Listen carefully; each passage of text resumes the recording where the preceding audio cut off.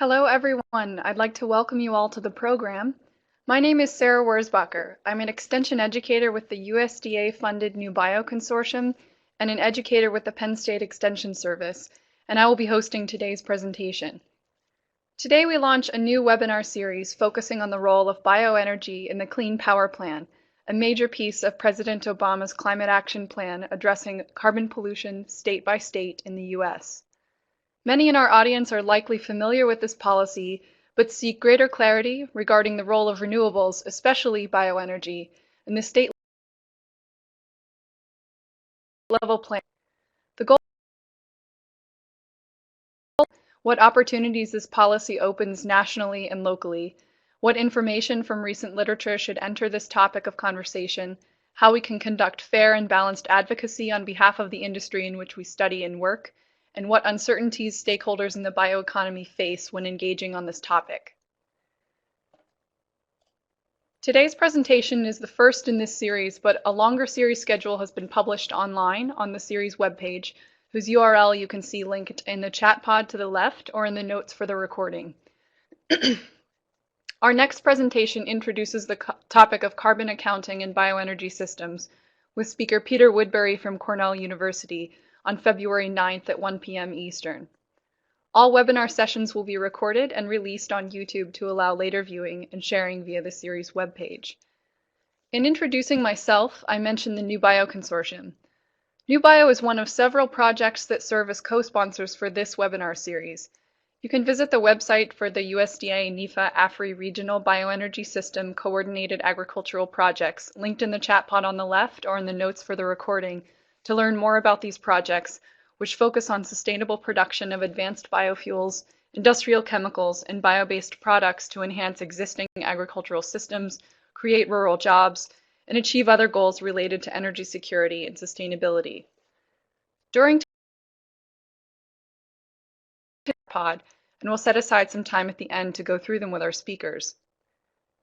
The presentation today, entitled U.S. Carbon Policy Trends and Implications for the Biomass Industry, is the first in this new webinar series.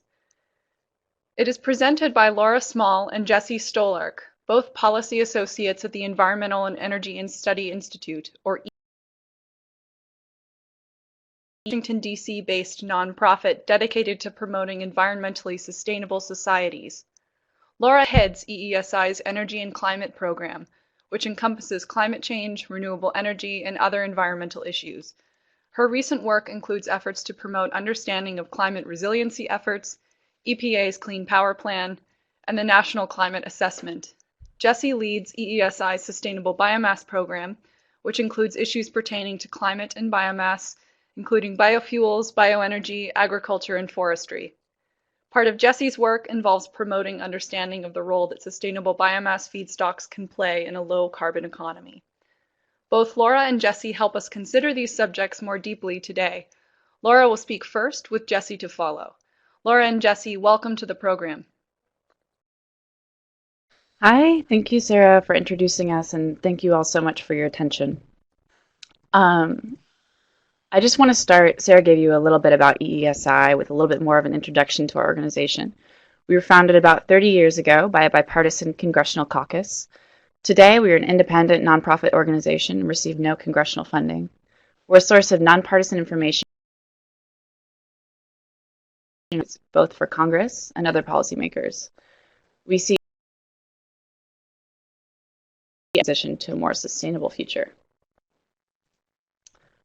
This is basically what I'll be speaking to you about today. A little bit about the Clean Air Act, the law which requires the EPA to regulate greenhouse gas emissions. I'll cover what the Clean Power Plan is itself, and then I'll talk to you a little bit about some of the lawsuits pending against the Clean Power Plan. So the Clean Air Act is a 40-year-old law passed in 1970 that regulates air pollutants by source type and geography. Carbon dioxide is not a pollutant in the Clean Air Act, though. In fact, the law is not really well designed to regulate greenhouse gases. That's because the law is designed for local and regional emissions, not emissions with a global impact. The pollution numerical thresholds, or how much of any air pollutant a source can release before it is called a major source, are too low. They're set at 100 to 250 tons of emissions per year. At that level, thousands of sources of greenhouse gases would need to be regulated. The Clean Air Act doesn't really fit well with international mechanisms to control emissions. It's also designed to regulate new emission sources and has only a limited ability to regulate existing sources. Finally, the Clean Air Act does not cover land use changes and has no funding for mitigation, adaptation, or low-income relief. So if the Clean Air Act is not really well suited to regulating greenhouse gas emissions. Back in 2003, the EPA said that it lacked authority to regulate greenhouse gas emissions under the Clean Air Act, and even if it did have authority, it would not do so. A group of 12 states, led by Massachusetts, joined by the District of Columbia, American Samoa, New York City, Baltimore, and 13 public interest groups sued the EPA over this, saying greenhouse gas emissions cause climate change and are a danger to public health. The case made it all the way to the Supreme Court, and Massachusetts won in 2007. The court ruled 5-4 that the Environmental Protection Agency would be required to regulate greenhouse gas emissions if EPA found the greenhouse gas emissions threatened public health. 2 years later, in 2009, EPA did release an endangerment finding that greenhouse gas emissions threaten public health. The following year, in 2010, EPA released a tailoring rule to raise the threshold for greenhouse gas emissions to a manageable 75,000 to 100,000 tons per year for stationary sources, and began to put up roadblocks, slowing greenhouse gas emissions growth at new or modified facilities. This last point is different from carbon pollution limits on newer modified sources that came out last year, and I'll talk about that a little bit later.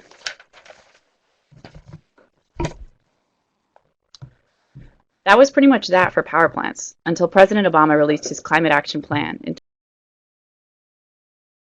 greenhouse gas emission standards for new and existing power plants under Section 111B and 111D of the Clean Air Act. Section 111B, as you can see, refers to regulations on new and modified power plants. 111D, sometimes called the 40-year-old virgin because it's been used so rarely in the Clean Air Act's lifespan, refers to regulations on existing power plants, commonly called the Clean Power Plan. These section numbers have become shorthand terms for the new and existing regulations, so they're good to remember. Now, onto the Clean Power Plan in carbon dioxide emissions relative to 2005 levels, all by 2030. The rule covers about 1,000 fossil fuel power plants and will cut 870 million tons of carbon dioxide pollution by the time it's fully enacted, equivalent to the emissions of 166 million cars, or 70% of the U.S. passenger vehicle fleet. It regulates existing fossil fuel power plants and natural gas combined cycle power plants. I say generally coal in this slide because there are some petroleum burning power plants out there that will be affected, but there are less of them than coal or natural gas power plants. On this little graph here, the base policy that you can see shows the cuts that the Clean Power Plan will realize as compared to the reference case, which is what would happen without any cuts at all. With the Clean Power Plan, every state received its own individual emissions reduction target, with the exception of Vermont and DC, which have no qualifying power plants, and Alaska and Hawaii, because EPA said it had insufficient information about them. Guam and Puerto Rico also do not have targets. The agency is setting standards for power plants on 3 Indian reservations, Navajo, Fort Mojave, and Ute. Although these EPA is currently accepting comments on whether it should be permitted to force compliance on tribal lands.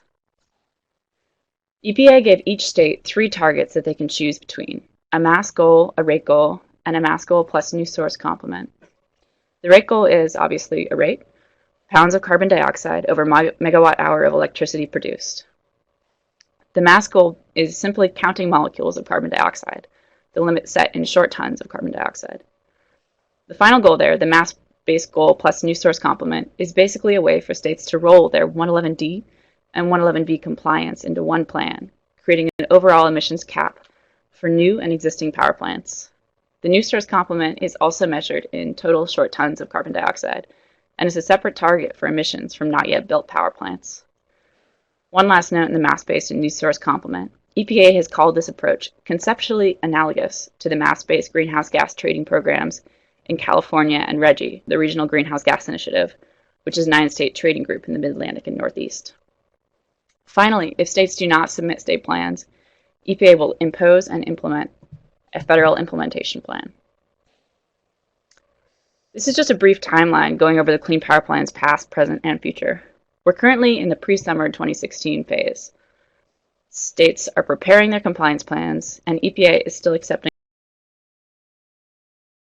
The process began in 2014 with the draft plan, and states must get their final plans in by 2018 at the latest.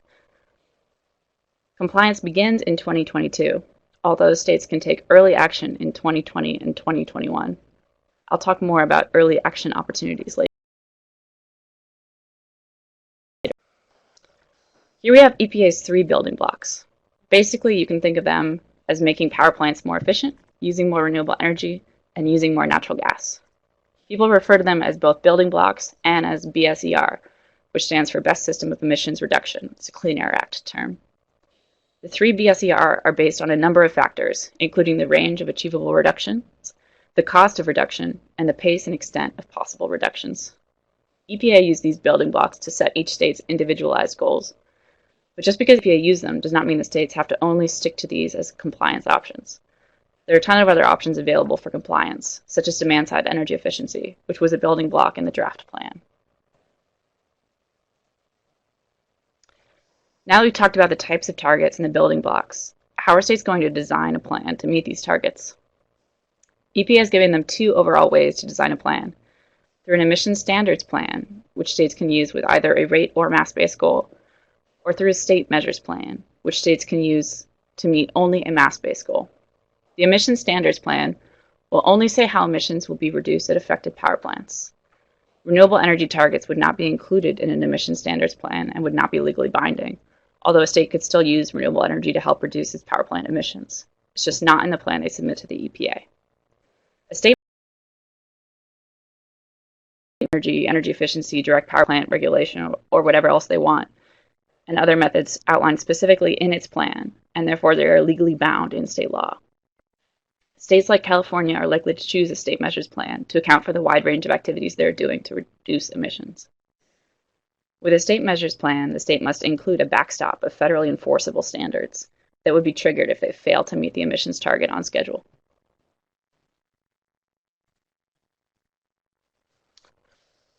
The federal implementation plan, which is triggered if a state either does not submit a plan on time or submits a subpar plan, and the model trading rules are different but similar. The FIP, the Federal Implementation Plan, is a trading scheme like the model rules. EPA will either finalize a mass-based or rate-based trading system for the FIP, and it will impose that plan in all the states that don't submit their own plans. It has sounded to me like EPA is leaning toward the mass-based plan, but they will likely pay close attention to the comments that they're currently receiving on the FIP. The final deadline is January 21st if you're considering commenting. Basically, under a mass-based trading system, states trade allowances, which are equivalent to 1 ton of carbon dioxide emissions. Under a rate-based trading system, states trade emission rate credits, or ERCs, which are equivalent to 1 megawatt hour of avoided emissions of renewable energy, or 1 megawatt hour of natural gas combined cycle, which is supplanting coal power plants. Under the General Clean Power Plan, ERCs can be generated by more sources. The FIP is taking comments on whether to expand its definition of what gets an ERC.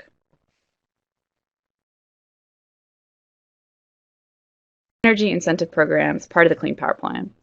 It's a program to encourage early action on renewable energy and energy efficiency, as well as energy efficiency in low-income communities in the years 2020 and 2021 before mandatory compliance in 2022. I heard from one of the writers of the CEIP at EPA that it only incentivizes energy efficiency in low-income communities as opposed to renewable energy because they thought energy efficiency was more expensive and needed an extra boost. The project has to be built, the energy efficiency or renewable energy project, has to be built after the state's plan is submitted, so after 2016 at the earliest or 2018 at the latest. The project then must either be generating power or saving power in 2020 or 2021. CEIP is completely voluntary, but states have to indicate that they will be signing up for it in a non-binding commitment in either the plan or preliminary submittal they turn in 2016. So this is how CEIP works. It's a matching fund. Consider if someone in Iowa installs a wind farm in 2018.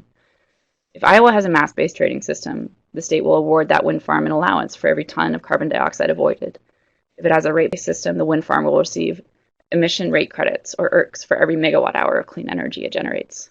Since the wind farm was installed in 2018, it's eligible for CEIP's Early Action Rewards program.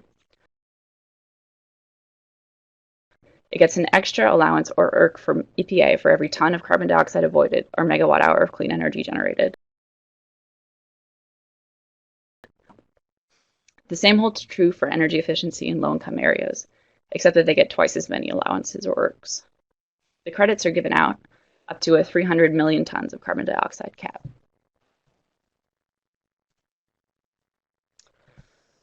So the Clean Power Plan takes a lot of time, effort, and money, specifically $8.4 billion per year in 2030.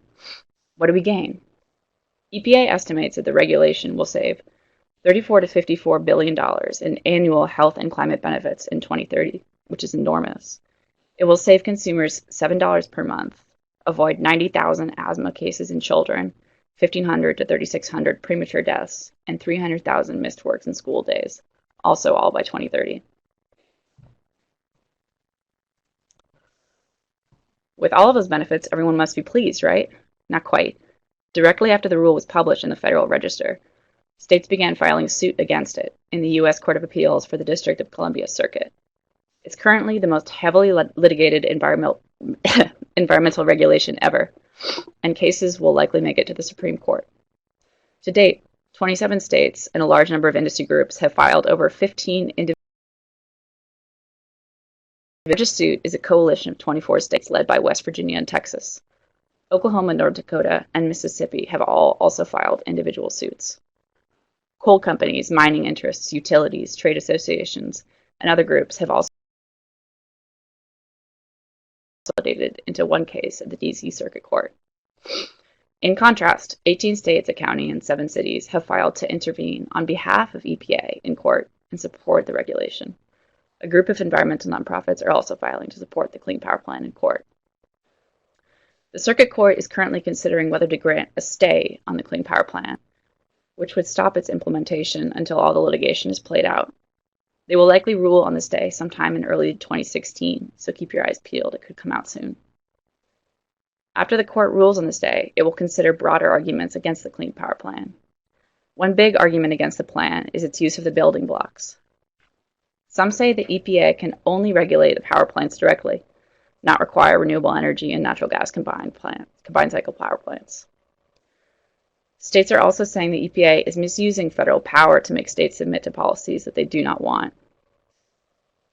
In addition, there are 2 versions of 111D that made it into the final law, one passed by the Senate and one by the House. Both versions of 111D are meant to stop double regulation. The House version prohibits EPA from using 111D to regulate a source that has already been regulated under Section 1 and stops EPA from regulating a source that has already been regulated. EPA chose the Senate version, which they say allows them to regulate greenhouse gas emissions, which has never been regulated, although they are regulating power plants, which are already regulated under Section 112. This is called the legislative glitch issue. The court will rule on these issues in probably late 2016 or early 2017. And if the Supreme Court takes up the case, they'll likely make a ruling in 2018. Thank you so much. Okay, I'm just moving over here. Sorry for just 1 second. Hi, I'm Jessie Stolark. I'm a policy associate with EESI, and I'm going to talk specifically about biomass in the Clean Power Plan. And beyond the Clean Power Plan, I wanted to also discuss the role that biomass is playing, not only in the FIP, but in existing state-level policies. So with that great introduction on the Clean Power Plan with Laura, I can just jump right in here. So if we look at the role of biomass in U.S. generation, understandably the focus has been on technologies like wind and solar, both in the Clean Power Plan and just in sort of the broader consciousness, with EIA estimating that 23% of U.S. energy consumption in 2014 came from woody biomass. And as you all know, biomass is a flexible resource as it can be utilized in a variety of manners, such as combined heat and power, district heating, and as coal co-firing. It is also important because it can provide baseload power to complement other intermittent renewables. Before we jump into the Clean Power Plan and the FIP specifically, I wanted to biomass. This is a neat tool that I came across from a consulting group called Future Metrics. And if you go to their website, you can download it. It basically allows you to click on any state and you can see their total generation from both coal and natural gas in 2012. And then assuming that they could co-fire in their utility scale generation, because the Clean Power Plan is primarily a utility scale rule. If you assume that a coal plant can co-fire 10% with pellets, it gives you an idea of what the potential market there is in each state. And so it just gives you an idea of kind of the potential that's out there to really drive additional markets for these materials. But before we jump into the Clean Power Plan, I want to take a step back into some other work that EPA is doing, specifically the framework for biogenic carbon emissions. So EPA was actually fairly forward-thinking in recognizing the role of biomass feedstocks for electricity generation and the role that this could play in reducing CO2 emissions. So in 2010, they tasked an independent group of scientists to come up with an adjustment factor for stack emissions for biogenic feedstocks. I'm not going to spend really a lot of time talking. In this series, we'll go into greater detail on this topic. But the framework is not meant to be policy prescriptive per se. And at this point, it's unlikely to have significant bearing on state plans under the Clean Power Plan, as it still has not been finalized by EPA.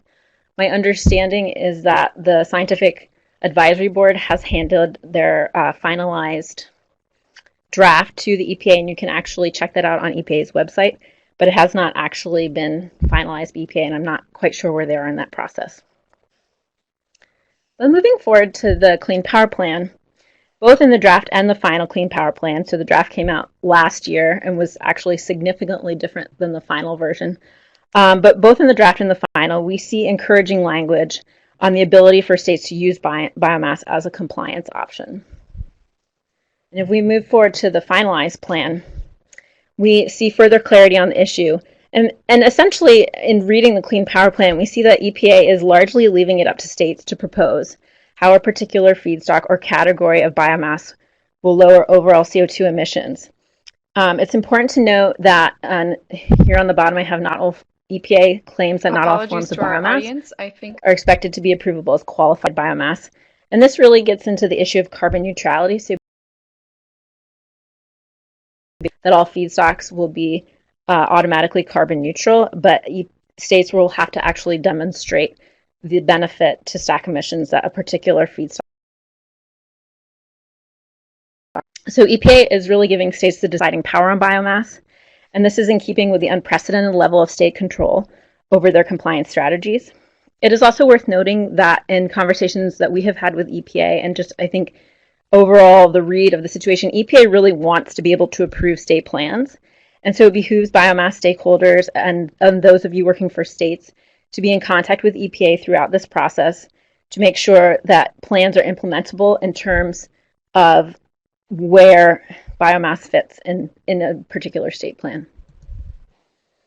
So still, there are a lot of unanswered questions about how EPA will consider biomass and what types of monitoring information will be required to show compliance to EPA.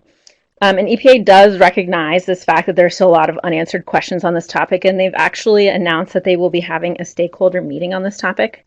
I don't yet know when this meeting will be. It was announced late last year, so I would check back with EPA on that point. And hopefully they will be holding, the hope would be that they would hold more than one meeting in various regions because, as you know, this is a very regional issue.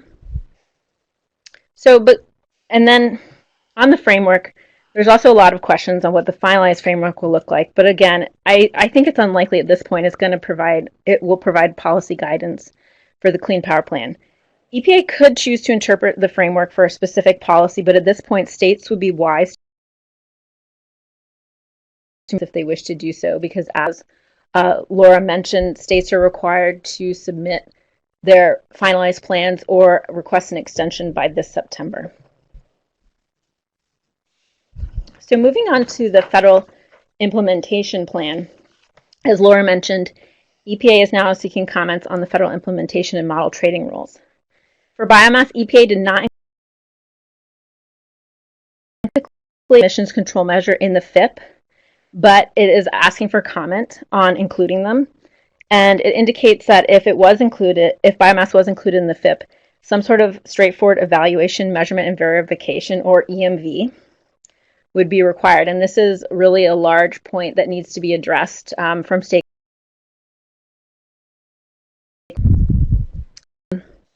So again, this is a great opportunity for biomass experts to comment on whether you think biomass and other emissions reductions measures, including CHP and energy efficiency, should be included in the FIP.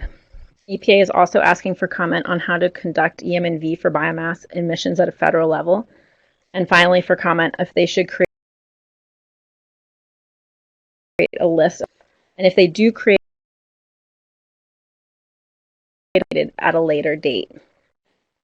So with all this in mind, and looking at biomass and the Clean Power Plan, I likely see three potential scenarios for states. It's likely that states will defer to existing it's likely that EPA will defer to existing state policies, including state RPSs, and that's a big player for biomass. Additionally, in the final Clean Power, Oregon and Wisconsin that have sustainable forestry plans, and this suggests to me that forestry practices could play a role in EM and V. In this way, I know that a lot of you on today's webinar are from the Northeast. I think that states in the Northeast are well positioned because they have both strong RPSs and forestry sector. Don't have either a strong or a very early RPS, but they could still utilize biomass resources. There's a lot of examples in the Southeast that could fall under the third option with states that have neither. So I just wanted to mention this, and I think you're all well aware of this given that we're on a NEFA webinar, but this question comes up a lot in the work that I do, and people ask, well, isn't this support of biomass in the Clean Power Plan out of step with the president's goals in terms of carbon mitigation? But actually, we see a lot of federal support for biomass through whether that's through federal reports like the recent U.S. Global Change National Climate Assessment, other laws like the Renewable Fuel Standard, which are very supportive, obviously, of biomass feedstocks, Farm Bill programs, NEFA programs, as well as R&D at other agencies. And then again, we see a lot of movement on biomass through the state RPS. So moving back to states, I wanted to go a little deeper into what states are already doing to promote biomass through RPS. As I said before, RPS is likely to be an approvable method for states to comply with the Clean Power Plan and is where we see the most support and consistent policy support for biomass. So this just shows you sort of where we are as of March, and I don't think anything has changed in terms of state level RPSs around the country. And so different states, the RPSs in various states are very different, and it really to how they consider biomass. But by and large, RPS really does recognize biomass. Some of them specifically recognize carve-outs for distributed generation. There's various mechanisms in which they incentivize biomass, whether that's through production incentives, rebates, or tax credits. And I just wanted to mention one piece that is missing from most state RPS policies that would significantly benefit biomass is recognition of renewable thermal, such as CHP or district heating. And again, this is just a graph from Lawrence Berkeley National Laboratory and a current role of biomass in RPS of all renewals. But if you look at particularly the Northeast and the Upper Midwest, biomass is not playing an insignificant role in terms of RPS-driven installations in those states. And then I just pulled out from the Northeast, looking at the capacity for biomass and waste energy in the Northeast. And if we look at the RPS policies in the Northeast, they're really a leader on biomass, with some of the highest installed capacity for biomass across the United States. And again, it's likely that biomass will play a significant role in state level compliance plans in the Northeast because of this. So again, what can biomass stakeholders do to make sure biomass plays a role in the Clean Power Plan? First and foremost, comments on the FIP are due January 21st, and you can go to regulations.gov to read the FIP and file your comments. Secondly, I would encourage you, if you haven't already, to engage with your state air regulators because they're the ones who are responsible for the plans. You can also participate in the EPA stakeholder engagement, which I would stay tuned to find out when those will be, hopefully soon. And then also seek additional capacity for biomass under state RPS by engaging with your state legislature. Again, there are a couple, I believe a couple of states where it does, but it's the exception and not the norm. And so that's another area where biomass could benefit. So in conclusion, the Clean Power Plan is not out of step with the administration or even Congress on biomass. While EPA is still finalizing the framework, states will likely be able to count biomass towards the Clean Power Plan, particularly if it is recognized by states' RPS. That said, it's not all finalized yet, and a lot of work remains to be done in making sure that biomass resources play a role in the Clean Power Plan. With the deadline for states to file plans or extensions in September, time is of the essence. So thank you for listening. We are going to turn it over now to questions. You can visit our website to download today's slides in a couple of days. You can sign up for our newsletters or see any of our other events that we have going on. And if you have any questions, feel free to reach out to myself or to Laura Small about these presentations or other related topics. And I think I'm going to turn it back to Sarah to moderate. Thank you, both of you. You've left us with a very generous amount of time for questions. If you have something that you've been thinking about or you want clarification on, please type it into the chat pod and we'll get right to it. It looks like we have. Ben Roach asks, the slides say quantified biomass in a few places and qualified in a few others. So the qualification scheme certainly relates to the need to quantify the avoided emissions. Is there a difference between those terms as the policy is written? I think, yeah, that I apologize. That's an error on my part. It should, in all, how the EPA refers to biomass, it should be qualified biomass, not quantified biomass. And that's a big question remaining too, which is that people are looking to the EPA to answer, which is what is qualified biomass. It's a very nebulous term. Thanks for that clarification. I appreciate it.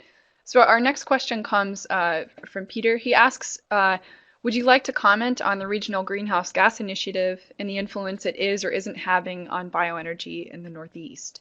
Since you mentioned that, called out the Northeast specifically in your presentation. So I mentioned RGGI as kind of an influence on the state measures and the kind of mass-based goal plus news source complement. I think that because Gina McCarthy was part of the group that kind of designed RGGI, that she definitely took into consideration how RGGI is implemented in her designs for the trading schemes. And it seems like EPA is really leaning toward using trading schemes. I mean, they have model trading rules. The FIP is a trading scheme way of complying. But as far as biomass's role, yeah, I've never, that's a great question. I've never really come across any examples where RGGI is playing a role in driving bioenergy, either as fuels or electricity. That's not to say it couldn't have happened, and I'd like to look more into that, but I can't think of any examples. Okay, thanks. We have another question that asks you to sort of hypothesize a little bit. So Gary asks about the biomass capacity that already exists on the landscape prior to 2013, which won't count towards state greenhouse emission goals.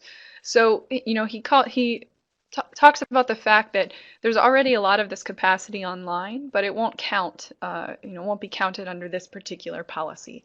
So what is the sort of driving force behind that?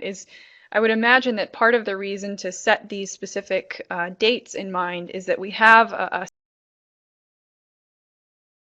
set of emissions to be at this point, and we want to see them reduced even further beyond this, right? So is it more of just an ease of accounting thing to set these very strict beginning and ending dates for this policy? I don't know if it's really really strict. I would imagine that they just didn't want people to use everything environmental that they've ever done in their state as a compliance strategy, and that the later that you kind of cut your greenhouse gas emissions, the better after 2018, ideally, just to maximize the amount that you can gain in your compliance. It's online already, though it's not new, certainly puts a state in a good position to expand on that since there are already success stories in that state or opportunities to expand those kinds of installations. I see Gary has an additional comment. Gary, are you talking about California specifically closing biomass plants?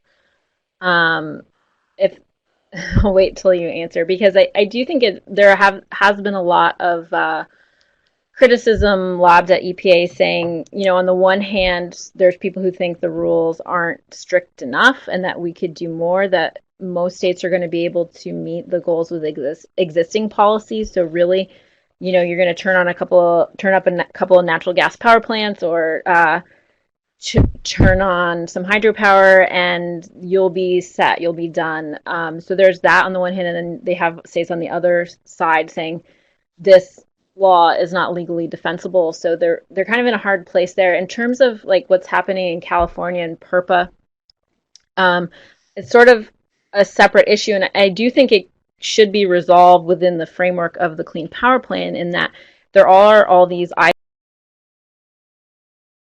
really be utilized for Clean Power Plan compliance, but they're not going to make the upgrades to their facilities if they know that they're not going to get a power purchase agreement. And so they're sort of in this catch-22 where they're being told their emissions aren't meeting state standards, but at the same time, they're not going to make those upgrades without an assurance that they're going to have a power purchase agreement. So what would the conversation look like between a state air regulator and such a facility? That's a great question. I think that those conversations are happening in California right now. And it's very tough because especially in California with such strict air quality standards that they have to meet. And then, they also have a lot of biomass on the ground because of the wildfire issue. So, I should hope that there's a way forward for those plants, but that being said, I have heard that California Air Resources Board just has not the role of biomass and that it can play in their state's Clean Power Plan compliance. And then furthermore, California's situation is a little complicated complicated by the fact that they can just use their ARB B32 to basically meet compliance, and they don't necessarily have to do anything extra in the state of California. So Clean Power Plan actually in California isn't really a driver at this point of, I would say, probably a lot of decisions at the state level. I would agree with that. So it's implied, conversations and decisions that you're describing is uncertainty around this policy. What's at stake if the litigation that the 27 states and industry groups have levied against the EPA, what's at stake if that goes forward?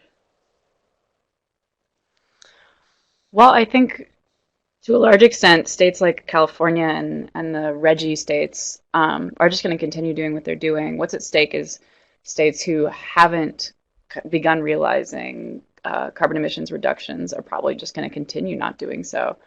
I think so far only Oklahoma has said that they're not going to prepare any kind of compliance strategy. Um, and so they may well get FIP'd.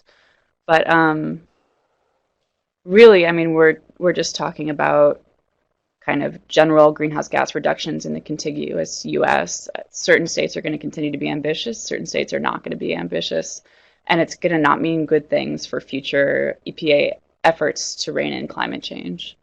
I think at that point, if the Supreme Court strikes down EPA's ability to regulate greenhouse gas emissions using the Clean Power Plan, using 111D legislation passing Congress and signed by the president.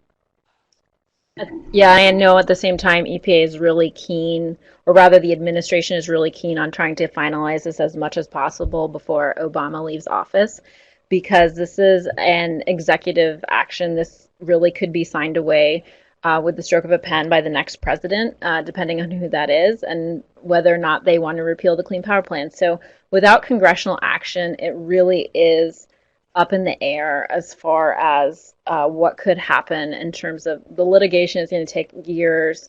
EPA wants states to finalize their state plans by September so that things are as set as possible before Obama leaves office. Yet at the same time, to craft a really good plan, it's going to take more than a couple months, I think. And so, it probably is in states' best interest to ask for that extension in many cases, even though it may not suit the administration's goals at this point. So even in the case of, a temporally extensive legislative or litigated 7 states drawing this out, that stay that is proposed you would say that would not then expand the deadlines for plan submission, which is currently September, for other states who are cooperating? So there's basically two things happening with the courts. There's the temporary stay, which the district court might rule on any time now. And then there's longer term litigation against the Clean Power Plan, which could undermine EPA's regulation of carbon dioxide. It would basically, it would kind of freeze, so it would push that it would, because they'd be essentially release the stay until we finish litigation. So the longer term litigation that the district court will decide on in late 2016 or early 2017 is really what poses the greatest threat to the Clean Power Plan, not necessarily the stay. Did that answer your question? Yes, it did. Thank you for clarifying the difference between those two things. So I'm really asking you to take a leap here, but do you have a general sense of whether the temporary stay is expected? I would say a lot of people are thinking that it's not going to happen, but I've often been ruling in favor of EPA regulations. There's a lot of precedents for courts, and especially the district court and the Supreme Court, kind of siding with the EPA on these issues. And actually, before the Clean Power Plan was finalized, West Virginia and these states attempted to file a stay, and the district court said, we can't file a stay on an unfinalized regulation, and denied it. So I think judging by that, judging by other precedents, that they might well say, no, we're not going to give you a stay. Nice try. But, there's a possibility they will.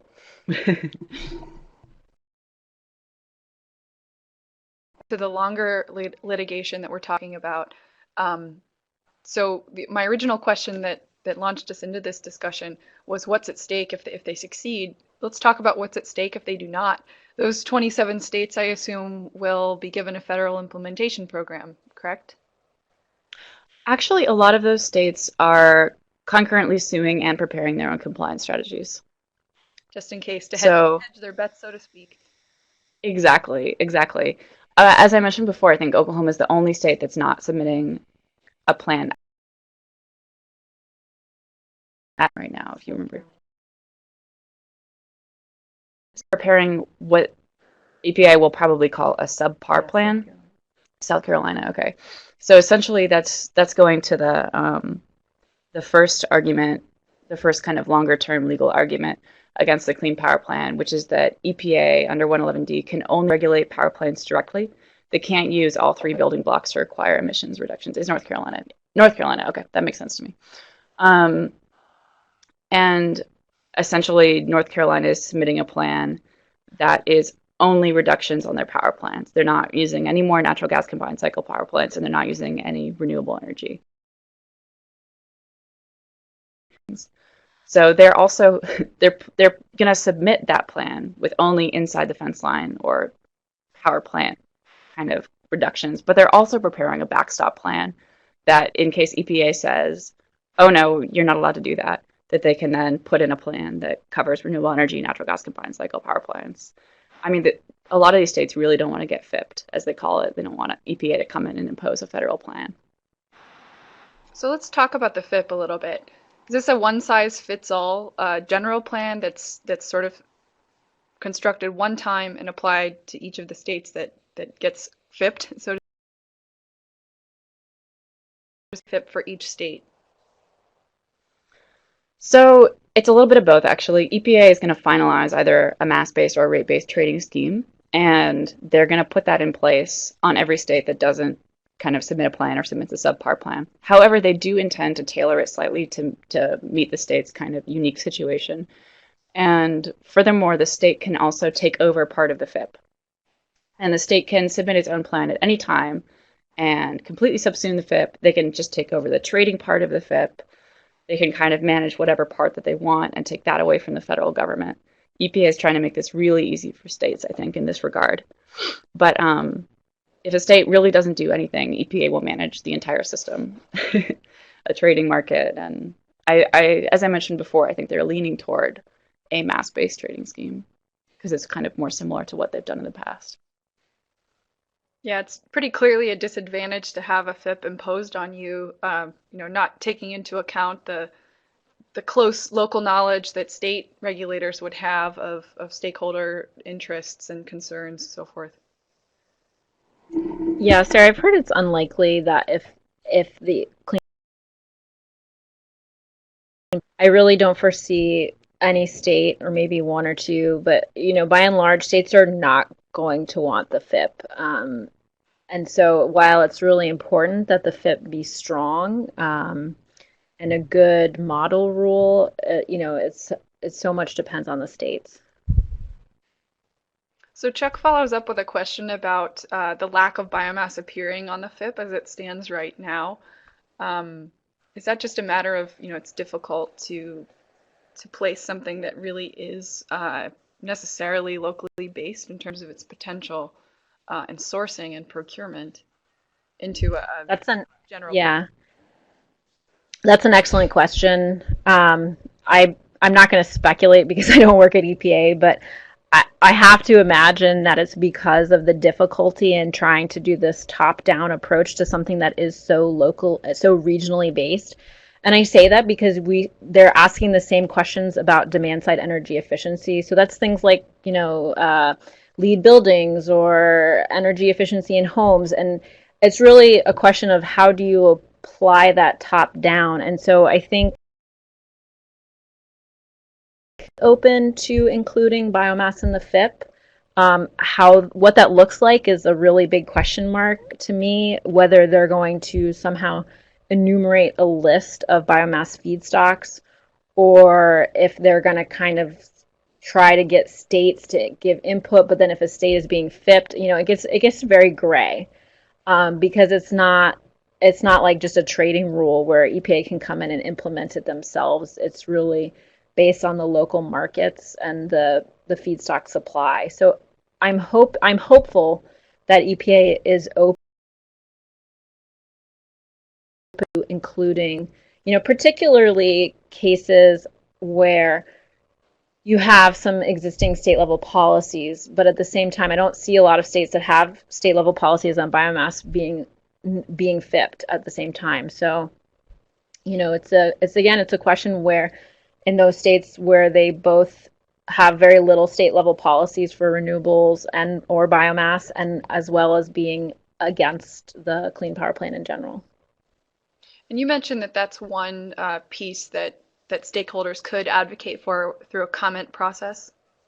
Yeah, so if you go in the FIP and you look through it, it's 150 or 170 pages. But if you do a Control F search for biomass, you can look at all the questions that they're asking for comment on about biomass. And one is just generally including biomass in the FIP. The other big question is, okay, if we do include it, how do we monitor and verify that it is beneficial in a FIP? And so those are kind of the two big questions. And then the third question being, should we just have a list?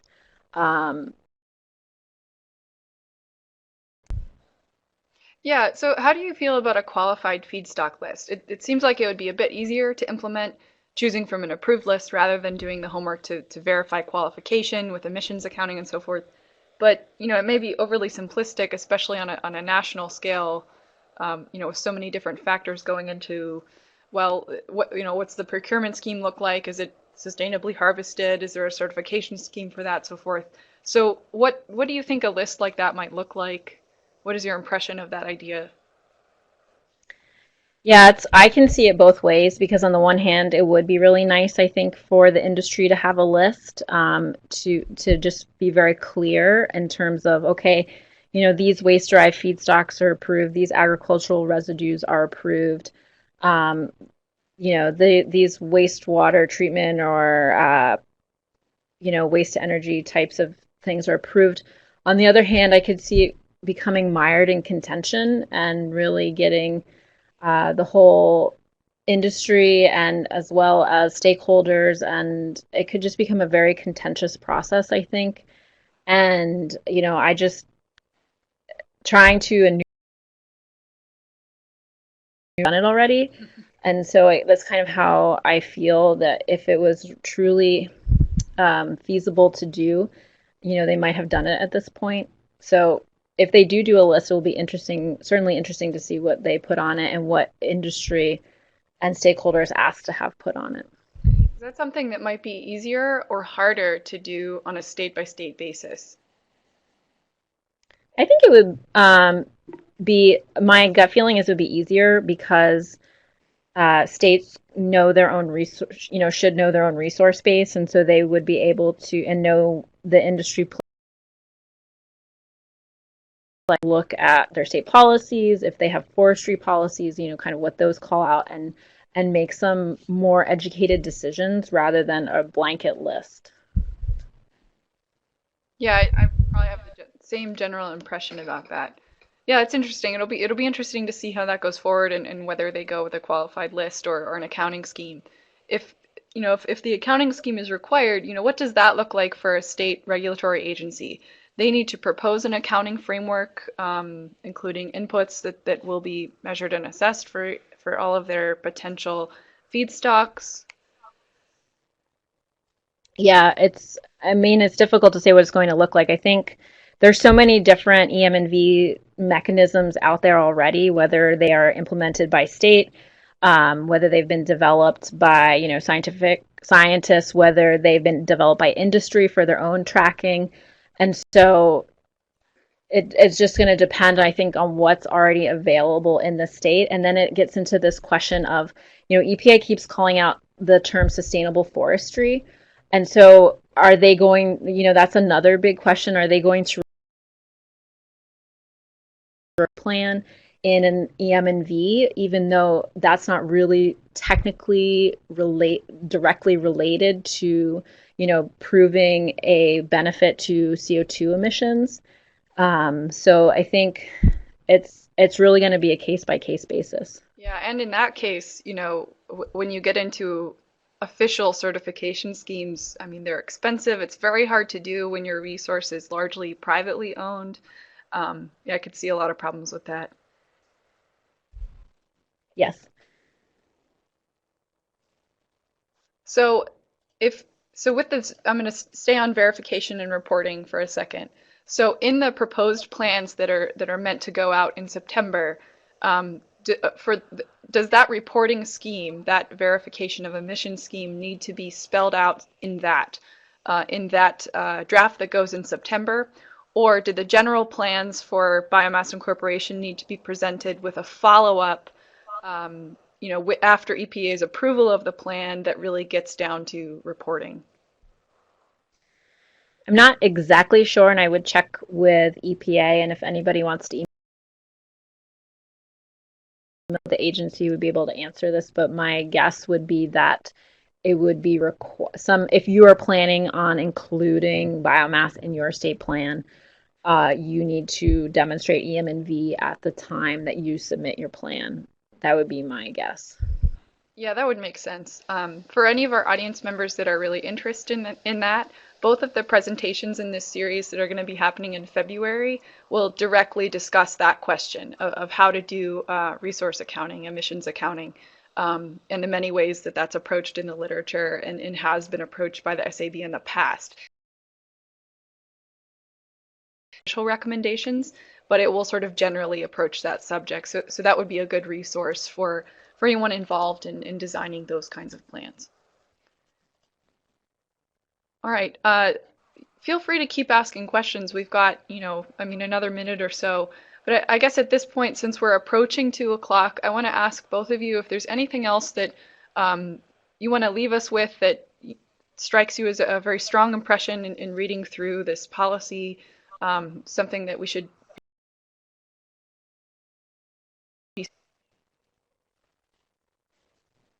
It was sort of when we, at our jobs talk about the Clean Power Plan, and it is a very complex rule. And it's complex because, again, they're using the administrative authority that's given to them in the Clean Power Plan, or in the Clean Air Act. And as Laura stated, the Clean Air Act isn't really meant to regulate greenhouse gases. So we're asking a lot of the Clean Air Act, basically, I think. And we get back to this idea of a price on carbon, which would be so much simpler. If we put a price on carbon, I think that a lot of things could change very quickly, but that would pretty much have to be a congressionally passed mandate. And we don't see that happening anytime soon. So this is kind of, the Clean Power Plan is like the best we get right now. So I always leave people with, think about a carbon tax, and would that be a more efficient and a more elegant solution to this issue? And I just want to add, if you see anything in the federal implementation plan or the Clean Energy Incentive Program that you wish were different, you can still tell EPA how you feel about it by January 21st. And I just recommend that you guys submit comments. I think the more that you interact in the process, the better. Definitely. The final rule was really so different than the proposed rule, and that's because of stakeholder engagement. EPA, you have to commend them for that. They really did listen. I don't remember how many scads of comments there were, but the final rule was dramatically different. And so there is a real opportunity here to impact the states don't, the hope is that states make their own plans. It still is going to provide some model trading rules. It can potentially provide a template on biomass usage. So it still is really important that it be the best possible rule that it can be. Yeah, thank you for emphasizing that. I think people underestimate their ability to influence policy through public comment, but in this case, it's really important, and you should all feel encouraged to do so. Do you see? So you mentioned the comparison of reaching and perhaps easier to implement and better incentivizes innovation in this area. Do you see that this implementation of clean power plans at the state level as a bridge to something specifically? Does it set us up to be in a good position to take a next logical step? It could. There was a time when there was a conversation about a national renewable portfolio standard, and that was, I think, really being driven by the action happening at the state level. And so states are really driving action at the federal level in terms of being the early adopters. So it certainly could. Do you have any thoughts? Yeah, I do. So actually, it really depends on how much states really adopt trading as their compliance mechanism. But like California has an economy-wide carbon trading scheme, and Reggie's more strictly power plants. But and this is totally in a reach scenario, if most, if not all, of the states do decide to do trading, and they wind up really successful, if they can successfully trade carbon in terms of power plants, then it might pave the way for doing more of an economy-wide kind of carbon trading scheme.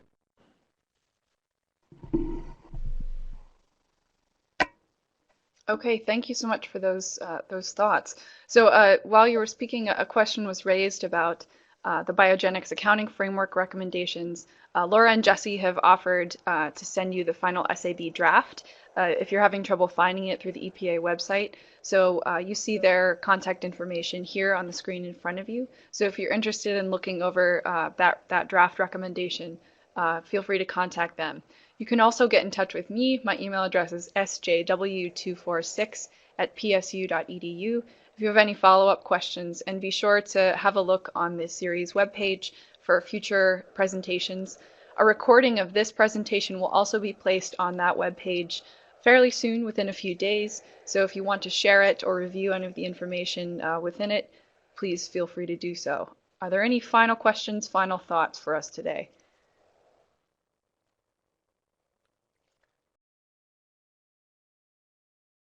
Just a lot of thanks for your time.